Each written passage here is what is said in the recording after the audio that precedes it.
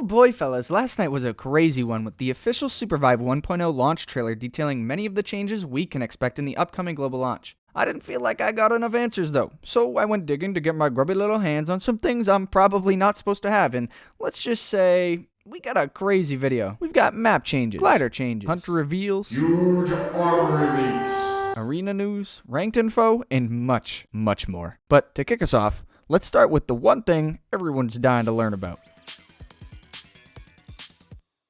Turns out, OPGG was a little early on updating their armory page, as I was able to find an entire list of 1.0 items that contained their beta equivalents as well as some statistical info. Now, I'd like to note that this is very bare bones and we still don't have info on all item specifics. Based off their star rating, the stats and effects on each are subject to change, so everything here is pure speculation. That being said, I have a feeling I'm pretty damn accurate with a lot of it. Before we deep dive though, here's a rundown on what everything does in case you haven't seen Lemur's video yet. Relics are items that offer large stat increases, powers, or complex passives. Grips are items that offer regular stat increases or have a simple passive. Kicks are your boots, which offer additional minor stats or passives. And perks, which grant you minor passives, of which you can have a total of 5. But besides all that mumbo jumbo, here's the info you actually want, starting with exotics. Mecha Booster seems to be Glider Gas, as it's a boot rather than a relic. I found no other info on Glider Boost. Rewind, Blinkstone, Soul Steelite, and Masamune all remain the same to their beta equivalents. Dreadstar is Abyssal Fang. Dragon Breath Rounds, Armor Shredder. I'll be real with y'all, this video ain't never getting done if we don't speed this shit up, so I'm gonna keep the editing down to a minimum at this point. Thank you, bye-bye. Brilliance grants a 15% non-LMB ability damage increase. Hyper Haste grants 20% ability haste. Celerity grants 23% dash haste. Infinity gives you infinite mana. Devastation gives you 15% LMB damage. Resilience regenerates 500 HP and 7% max armor per second, provided you haven't taken damage in the last 4 seconds. Legendary armor, we all know what that is. Harmonic Edge, unknown what that does. Rumil's Hover Winger is modern day hover wings. Refractor is ricochet shot. Stasis Shard is very likely a power that used to exist in pre-alpha version of SUPERVIVE, as its code name resembled the same name of that power. It used to function like Azonia's from League. Thunderbolt. A few people also speculate that this may be a returning item for pre-alpha that refunded a portion of your ultimate cooldown on an enemy knock. Crown's Time Staff grants 22% ability haste and then 29% at 2 stars and 35% at 3. Living Gold's use is unknown. Fixer's still Fixer. Members card gives you 20% off at shops. How generous. Ever Oracle seems to be a Bubba's Brain equivalent, however I haven't found anything to confirm it. Coinpile's codename suggests that it gives you 500 gold. Air Blaster still be Air Blasting. Resonating Idol is Amplifier. Bubblegum's Bungee. Black Rose trades LMB range for damage. Grabby the Squid is Grappling Hook. Guardian Angel is exactly that. Last Bite is Last Stand's successor. Arna Songbow reduces ability cooldowns for each LMB hit on enemy hunters. Essence Reaper is Perseverance. Jammer is Jammer. And Metabolic allows you to consume Vive 25% faster. So enjoy getting hammered. Rare Armor has taken the place of Blue Armor. Paladin's Primer codename says AoE Move. Not sure what that means. BFG gives you 10% damage. Festering Jawblade's codename is Heel Cut.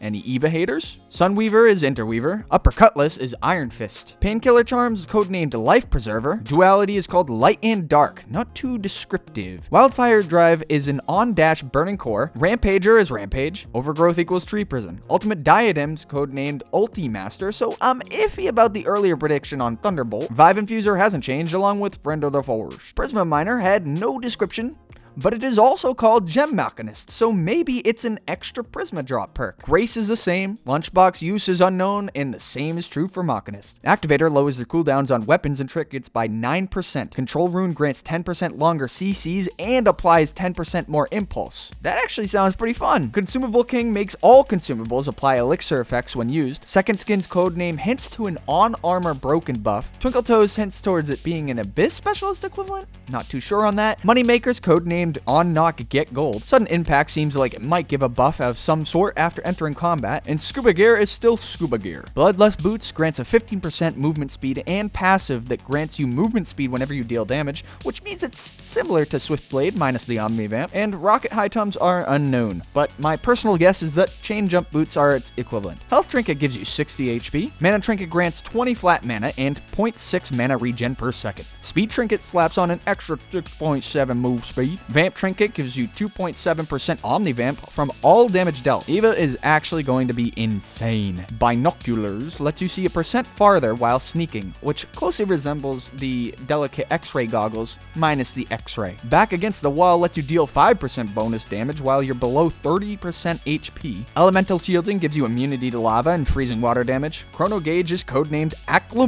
Alacritonium? I don't even know how to pronounce that. Bubble Frog's equivalent to Bubble Blade. We don't know much about Burning Palm, but judging off the release announcement video and its codenamed Flame Staff, I think it's safe to assume that it applies a burn to enemies, dealing damage over time whenever you hit them with an ability. Rage Steel Gauntlet gives you an additional 10% LMB damage, but takes away 20% of your fire rate. Frozen Palm is named Ice Scepter, so maybe it's like Rylai's? Long Claw Optics provides extra LMB range. Gorger Talons is an overdrive equivalent. Power Gauntlet has no descriptor, but its name kind of makes me think that it's something like Power User. Phaetek Claw is codenamed Quantum Bracer. Trigger Fingers increases your LMB fire rate. Greenwood Grasp is Scholar. Soulbound. Rabbit Paw and Titanic Bond are unknown. Guardian's Respite grants a 3% max HP shield when out of combat for 10 seconds. Trinket of Inner Spirit makes it so a healing applied to you is 10% more effective, and Trinket of Healing does the inverse, making healing you apply 10% stronger. Dash Haste does exactly what you think it does. Glider Fuel Trinket grants a percent increase to your glider heat capacity. More on that later. Glide Speed Trinket boosts your glide speed by a flat rate. Haste Trinket applies 5% ability haste. Night Stalker lets you see farther and gain 50% move speed at night or while invisible. Recon Expert kinda sounds like the X-ray part of delicate X-ray goggles, but there was ultimately no description for this item. Regenerative Armor is Regenerative Armor. I Gotta Get In There's code name says tank nearby enemies. Life is a highway, and I wanna ride. Makes you gain a flat move speed while traversing wind roads. Face Riders, also called Quantum Sneakers. In Glide Boots adds 100 glider heat capacity to your glider. Recon Runners is something.